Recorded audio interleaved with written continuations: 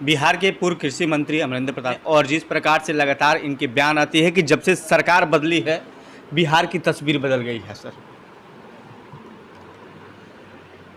देखिए, सरकार की जो तस्वीर है वो पहले से कायम है और उस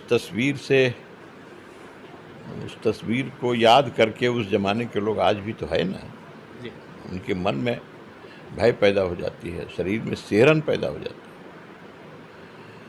और इसको तो बड़ा ही मुख्यमंत्री जब भाषण देते थे नीतीश कुमार जी, तो काव्य में ही धारा और उस रूप में अपने शब्दों के द्वारा प्रकट करते थे, हाथ को लहराते हुए कि वर्षों लोगों के शरीर में सिहरन पैदा हुआ। वो दिन लोग भूले नहीं हैं। मैं उनकी बात करूँ, उनका भाषण क्या बात, वो दिन लोग भूले नहीं हैं कि जब सौदे जो है बंदूक का नाल निकाल करके और खिड़की आदि खोल करके और वो सड़कों पर चलते थे, किसी चौक चौराहे पर उतरते थे और अनमनस्क भाव में गोली चलाते थे, गोलियां चलाते थे, फायरिंग करते थे, दहशत पैदा करके आगे बढ़ते थे। सर, बेगूसराय की जो घटना है उस पर बीजेपी को घेरने की कोशिश किया जा रहा है। गिरिराज सिंह के ऊपर आरोप लगाया जा रहा है कि इनके जैसे नेताओं के चलते इस तरह की घटना सामने आया है। कहीं ना कहीं सरकार इस पर लेके बीजेपी को फ्रंट पर लेके लाना चाहती है इस मुद्दे में। देखिए, लाना चाहती है क्यों? वह जो भी अपराध किया है, इस प्रकार की घटना जो घटी है, हैरत अंगेज है। जी। तो जो भी इससे जुड़े हैं उनको पकड़े, उसकी सच्चाई सामने लावे। किसी को घेरने का क्या मतलब, हम समझ नहीं रहे हैं कि घेरने का मतलब क्या है। उसको पकड़े ना, उस अपराधी को जिसने गोलियां चलाई हैं, वो पता तो करें कि ऐसा क्यों हुआ है। और सही लोग पकड़ में आ जाएंगे तो यही सफलता है शासन की, यही सुशासन बाबू कर पाए। तो उसके करने के बजाय आप अभी इन्वेस्टिगेशन के दौरान ही आपने ये साजिश, तो उनकी साजिश, तो बीजेपी की साजिश, ये सब करने लगे। मुझे समझ में ना रही है बात कि जब जांच पड़ताल चल रही हो और ऐसे समय में किसी तीसरे, किसी चौथे पर आरोप कैसे लगने लगे। और ऐसा चीफ मिनिस्टर करता है क्या? ऐसा नहीं करना चाहिए, ये गलत है।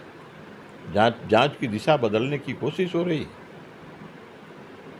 कहीं जो सही अपराधी है अब कहाँ है, किस कुनबे से जुड़ा है, अनेक लोगों के मन में शंकाएं पैदा हो रही हैं। और जो कुनबा पहले से बदनाम है, निगाहें उस तरफ जा रही हैं। उसमें आरोपी के माताजी मुख्यमंत्री साहब के आवास पर पहुंचती है और कहती है कि मेरा बेटा बेकसूर है। वहां के पुलिस प्रशासन उसको जबरदस्ती इसमें केस में डालना चाहती है। एक वीडियो वायरल हो रहा है, काफ़ी तेज़ी से वायरल हो रहा है वीडियो कि मेरा बेटा निर्दोष है, उसमें कोई उसका रोल नहीं है। देखिए, ये जांच का विषय है जी। इस प्रकार की कोई बात पर और समाचार पर मैं कुछ टिप्पणी नहीं करने वाला, और किसी भी भले आदमी को नहीं करना चाहिए। उसकी सच्चाई तो शासन प्रशासन उसकी जांच करे, बड़े अधिकारी उसको जांच करें, सही ढंग से निष्पक्ष जांच हो। सचमुच में कोई निर्दोष है तो मुख्यमंत्री जी जो कहते हैं कि ना हम किसी को फंसाते हैं ना किसी को बचाते हैं, तो हम तो मानते हैं, हम लोग तो काम किए हैं काफ़ी दिन उनके साथ। हम तो मानते हैं कि अगर ऐसी बात है, आज भी ये थोड़ा उनके अंदर है, कायम है, तो निश्चित रूप से निर्दोष को तो नहीं फंसाएंगे और देखेंगे कि निर्दोष अगर फंस रहा तो उसको बचाएंगे। सर, कृषि मंत्री, वर्तमान के कृषि मंत्री कह रहे हैं कि मैं चोरों का सरदार हूं, कृषि मंत्री के सभी पदाधिकारी चोर हैं। इसके इस तरह का बयान, सर आप भी कृषि मंत्री रहे, क्या आपको देखने का ऐसा मिला था? देखिए, अब ये तो, अब मैं क्या कहूँ इस पर। सबको चोर बता देता है, कौन चोर बताता है? सबको चोर बताने वाला कौन होता है? वही होता है जो अपने को एक ईमानदार घोषित करने वाला। सबको चोर बता के अपने को एक ईमानदार पाक साफ घोषित करता है, बिना कहे घोषित करता है। और लोग हमको और ईमानदार मान लें तब जब अपने को हम स्वयं घोषित कर दें कि हम चोरों के सरदार हुए।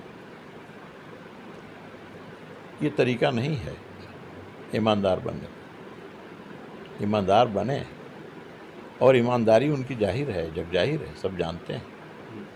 मुझे अपने शब्दों के द्वारा कहना नहीं चाहिए, सब मालूम है सबको।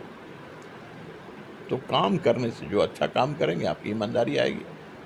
और एक बात मैं और कहूँगा, ईमानदार अगर कोई है तो किसी पर कृपा नहीं कर रहा है। ईमानदारी तो चरित्र है और सबको ईमानदार होना ही चाहिए। ईमानदार होकर कोई किसी पर कृपा थोड़ा कर रहा है। अब ईमानदार होकर कोई दंभ करे कि मैं ईमानदार हूँ, ये और गलत है। और अपने को ईमानदार बताने के लिए सारे लोगों को जो है बेईमान बताए, सारे लोगों को भ्रष्ट और चोर बताए, इससे और गलत दूसरा कुछ क्या हो सकता है। इसलिए मैं इस बात को कहूँगा कि काम में मन लगाएं, और अगर सब चोर हैं तो किससे काम लेंगे? विभाग के सब चोरी हैं तो काम किससे लेंगे?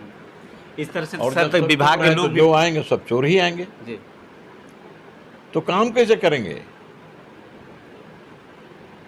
तो ये सब जो बात है ना, जो बोल रहे हैं ना, वो अपने आप घिर गए हैं। अब उस पर लिपापोती करने के लिए और तरह तरह की बात बोल रहे हैं, जिनसे और सारी बातें जो नई नई पैदा हो रही हैं। तो वो चाहते हैं उनका समय विवाद में बीत जाए, और ये सरकार जो है अपने अंतर विरोधों की शिकार होगी। ये सरकार ज़्यादा दिन चलने वाली नहीं है।